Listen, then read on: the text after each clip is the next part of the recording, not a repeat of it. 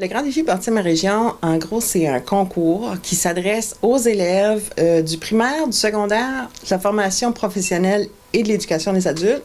Puis, dans le cadre de ce concours-là, on leur demande de réaliser un projet qu'ils vont imaginer, puis qui va avoir un impact positif sur leur communauté. OK. Puis là, c'est le début des inscriptions.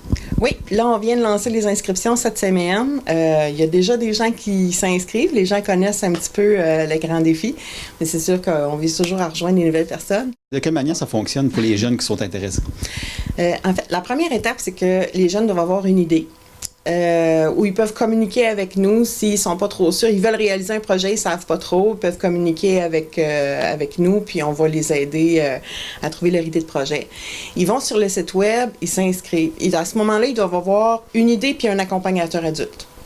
Suite à ça, on va les rencontrer, on les aide à travailler sur leur projet pour définir comment ils vont arriver à réaliser cette idée-là. Puis, à la fin février, on fait une tournée dans toutes les écoles qu'on appelle la caravane, où on va à la rencontre des jeunes inscrits, puis ils rencontrent à ce moment-là un panel de coachs entrepreneuriaux. C'est des entrepreneurs du milieu, des intervenants qui travaillent en développement de projet. Puis ils sont là pour donner des conseils aux jeunes et leur remettre une bourse pour les aider à payer le matériel qu'ils auraient besoin pour le projet. Donc, ils peuvent aller chercher jusqu'à 200 $ à ce moment-là pour réaliser leur projet.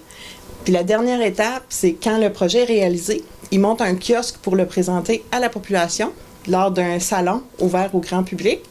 Puis, à ce moment-là, les jurys vont se promener, discuter avec les différentes équipes et attribuer les prix, parce que vu que c'est un concours, naturellement, il y a des beaux prix à gagner. Donc, pour chacune des catégories, primaire, secondaire, éducation des adultes et professionnels, il y a un grand prix de 1 000 $ par catégorie.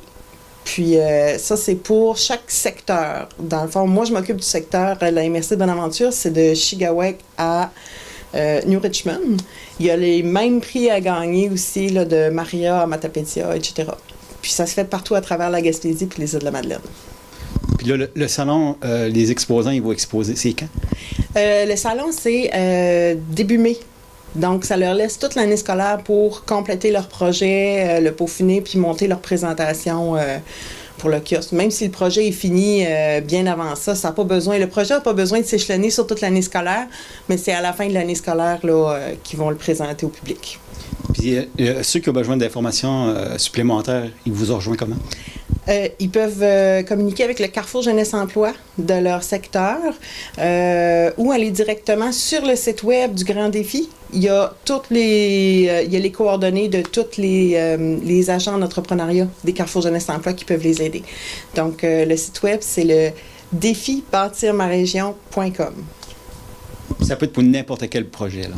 N'importe quel projet. Ce qu'on demande, en fait, c'est que les gens réalisent un projet qui répond à un besoin ou qui va aider une clientèle cible, qui offre quelque chose que les gens pourraient avoir besoin, qui peut aider la communauté. Ça peut être des projets de nature économique. Quelqu'un se dit, moi, je vais fabriquer puis vendre des choses que les gens auraient besoin. Ça peut être aussi des projets sociaux, communautaires. Il y a eu un projet l'année dernière parce qu'il y avait un groupe de jeunes filles du primaire qui sont montées un spectacle, qui sont allées présenter en tournée dans les résidences pour personnes âgées.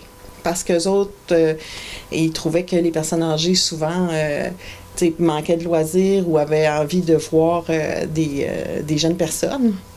Ils sont allés présenter un spectacle de chant dans les résidences des personnes âgées. D'accord. Puis c'est quoi les dates limites pour les inscriptions? Les inscriptions, ça va jusqu'au 27 janvier.